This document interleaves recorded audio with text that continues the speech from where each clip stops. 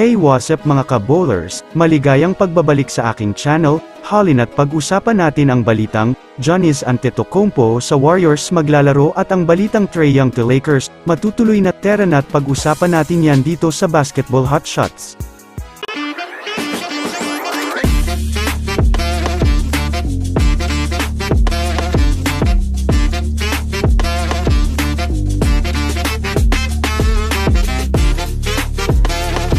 Una nga tayong ako mga ka-bowler sa balita patungkol dito sa superstar point guard na si Trae Young.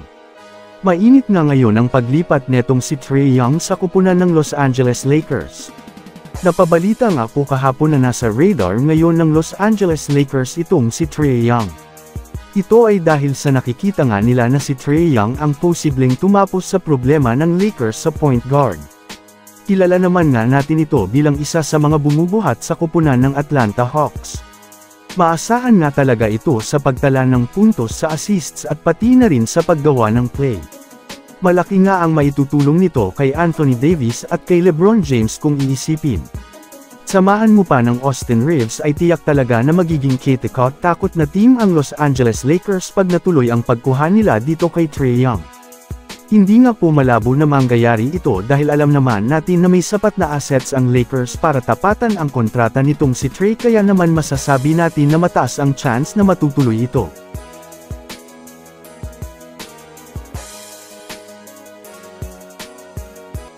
Ako naman tayo sa balita sa kupunan ng Golden State Warriors.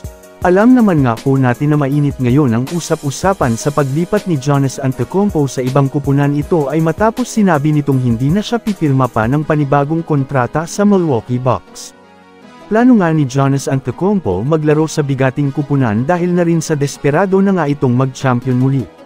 Alam naman nga po natin na gustong-gusto nga nito ni Giannis Antetokounmpo makakampi ang greatest shooter of all time na si Stephen Curry. Kabang-abang rin nga mga ka-bowlers ang magiging tandem nito dahil na rin sa kakaiba ang magagawa nilang history.